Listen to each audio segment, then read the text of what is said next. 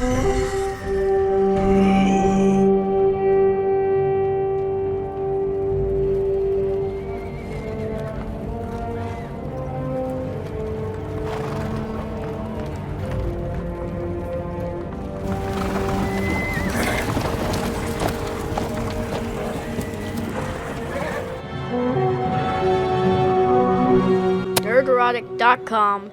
Well, it's been a crazy week since Amazon's The Lord of the Rings, The Rings of Power trailer aired during the Super Bowl. And no, not just for me personally, driving halfway across the country with a car filled with stuff, sleeping at rest stops, and now sitting in an empty studio in Texas, but very happy. No, I'm talking about The Lord of the Rings fandom and beyond. The unthinkable happened. People came together, all make shapes and sizes, to speak their mind and resoundingly reject what is clearly a subversion of Tolkien's work. Now, we've seen this before with other fandoms, but nowhere near the size and scope. The UK trailer has already been ratioed, and at time of recording, the American trailer is at most 1,000 dislikes from being ratioed, and it is glorious. A lot of mental gymnastics in the last week, too, especially from the access media where it is expected, and fan sites. That's right, the OneRing.net, a fan site that I had recommended quite a bit, wants to clown fandom for wanting to respect the lore, something they have been asking for themselves for years, but all of a sudden their tune strangely changed over the last year and a half, all for that sweet access. So, something interesting happened while I was driving across country. Vanity Fair came out with a follow-up article because their first one was such a disaster along with this trailer. 10 burning questions about Amazon's The Lord of the Rings, The Rings of Power. It just rolls off the tongue, doesn't it? Showrunners J.D. Payne and Patrick McKay, whose only previous IMDb credit was a bad Star Trek movie, Star Trek Beyond, produced by Bad Reboot, dive deeper into the details of the lavish Lord of the Rings TV series. Lavish?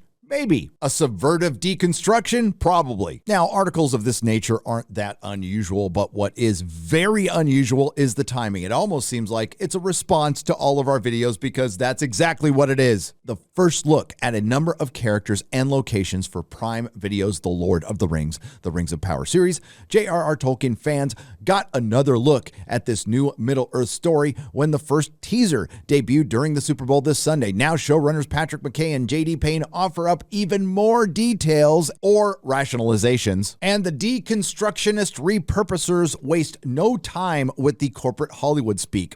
In creating this new story, McKay and Payne's goal was, in McKay's words, different but familiar. You gotta be fucking kidding. It shouldn't clash with the cinematic world fans have come to know and love, except for that Middle-earth Holocaust. Then the article goes on to say actors like Morfydd Clark, Galadriel, and Robert Armayo, Elrond, were cast in part because they could age into the older versions played respectively by Cate Blanchett and Hugo Weaving in Jackson's films.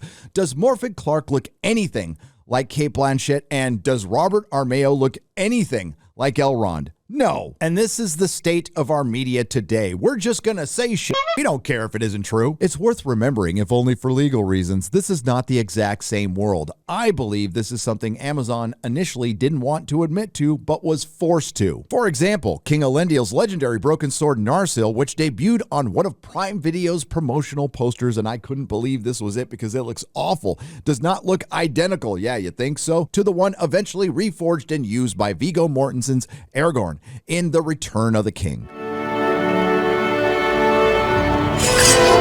What exactly is the source material here? So what did Amazon buy? We have the rights solely to The Fellowship of the Ring, The Two Towers, The Return of the King, and the appendices and The Hobbit, Payne says, and that is it. We do not have the rights to the Silmarillion, Unfinished Tales, The History of Middle-earth, and any of the other books. That takes a huge chunk of lore off the table and has left Tolkien fans wondering how this duo plans to sell a Second Age story without access to those materials. There's a version of everything we need for the Second Age in the books that we have the rights to, as long as we're painting within those lines and not egregiously contradicting something we don't have the rights to. I would argue that's already happened, and just to give you an example of what they have the rights to as far as the Second Age is concerned, outside of some passing references in the three main books, this is Return of the King.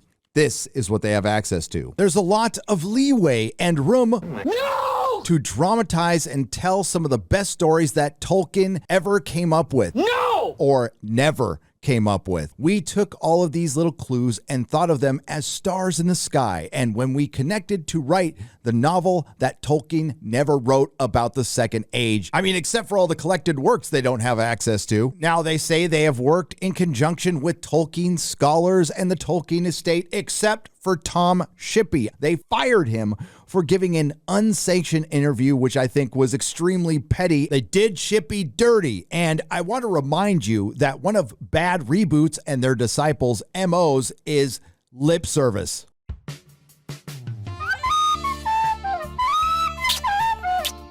Will it sound like Lord of the Rings? Well, they mention that they cannot use any dialogue, which I have brought up before, but then we hear the key word from a Bad Reboot disciple. In studying the languages from the 3 episodes Amazon let Vanity Fair screen, we found a mix of cleverly repurposed lines of Tolkien's dialogue, as well as a few snatches of biblical text. Then Payne, one of the showrunners, goes on to say, well, I studied Shakespeare at Yale. Who's in the writer's room for Lord of the Rings? Well, Jason Cahill from Fringe, a Bad Reboot production, and Halt and Catch Fire, which I didn't see. Stephanie Folsom from Thor Ragnarok.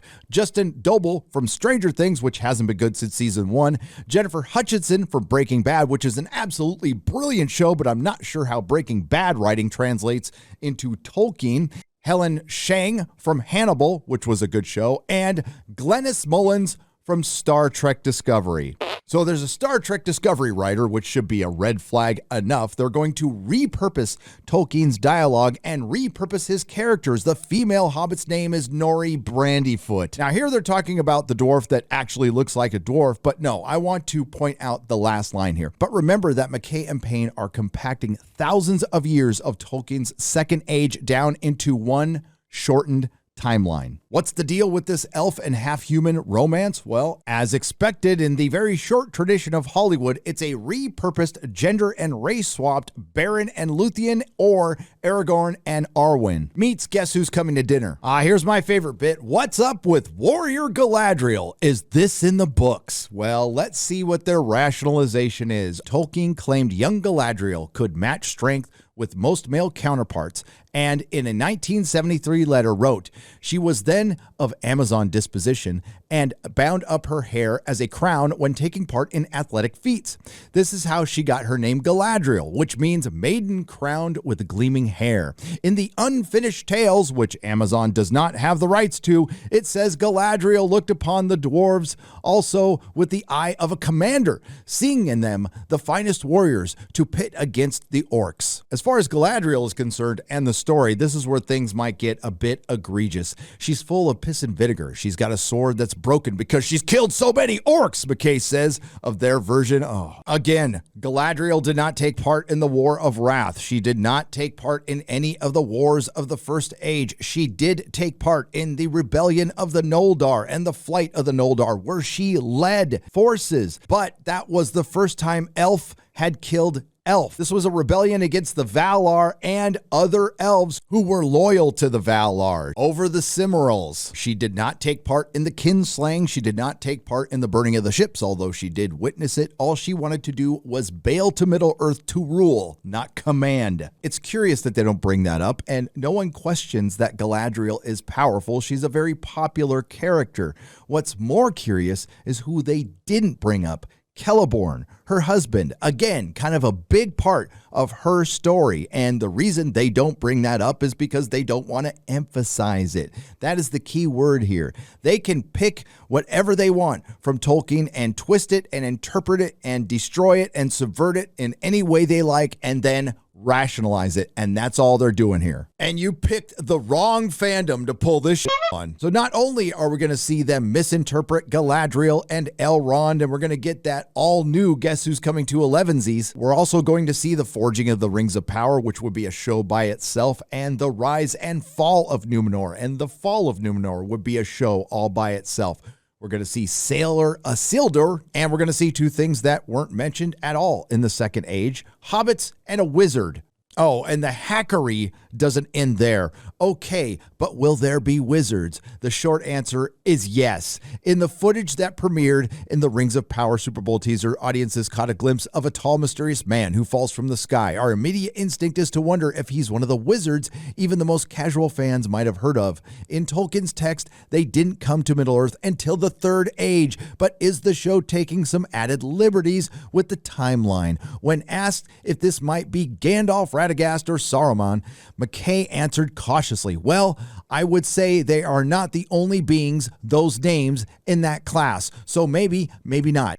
And the mystery and the journey of it all is the fun, I would say. And this is the problem with modern storytelling in the corporate age. The jangling of keys, nostalgia bait, Easter eggs. Those are only meant to distract from the radical changes and subversions that are made for ideological reasons. If they do it right, it's the Easter egg phenomenon that people really like with this kind of stuff. Tolkien scholar Michael Drought says it's going to be to see place X or place Y more than person X or person Y. I'm very excited about this. Very cool. It sounds very cool. That's exactly why we're seeing hobbits and wizards in a story where they really don't belong, because if they did, Tolkien would have mentioned them and put them in. And finally, we get to should fans be worried? And the short answer is no. Fans should be excited, but thanks to the works of bad reboot with Star Wars and Star Trek in particular, fans are very concerned that the thing that they love will be subverted and vandalized.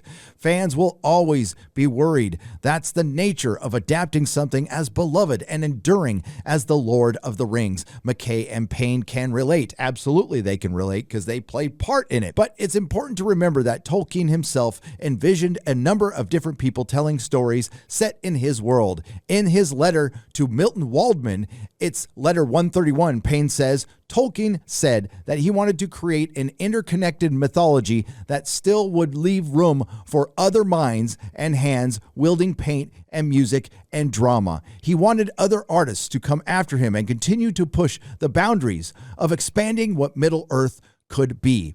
It's a testifying but awesome responsibility to take the man himself up on his wish to continue his work in building out Middle-earth. That's a very interesting interpretation. I think it says different people, not a giant trillion-dollar corporation to come and vandalize his works. I will go to another Tolkien quote. In response to a proposed script for an animated adaptation of Lord of the Rings by Morton Grady Zimmerman in 1958. If Zimmerman and others read my commentary, they may be irritated or aggrieved by the tone of my many criticisms. If so, I am sorry, though not surprised. But I would ask them to make an effort of imagination sufficient to understand the irritation and, on occasion, the resentment of an author who finds increasingly, as he proceeds, his work treated as it would seem carelessly in general, in places recklessly, and with no evident signs of any appreciation of what it's all about. The canons of narrative and in any medium cannot be wholly different, and the failure of poor films is often precisely in exaggeration and the intrusion of unwarranted matter owing to not perceiving where the core of the original lies. Boom. The intrusion of unwarranted matter and not perceiving of where the core of the original lies. In other words, he wasn't down with anybody subverting his text or radically changing it. In other words, respect the lore. And I want to remind everyone that Tolkien wouldn't have liked Peter Jackson's Lord of the Rings. Christopher Tolkien didn't like Peter Jackson's Lord of the Rings, but I loved it. I'm not as harsh as they would have been. So for these two jackasses to come out and say Tolkien would have probably loved what we did, they're full of crap and they know it. And that's why there's been a full-on assault on the fans, signed off on by Amazon, perpetuated by the usual suspects in the access media, and disappointingly supported by fan sites who we once liked, but were willing to sell you out to get relevance that they haven't had in decades.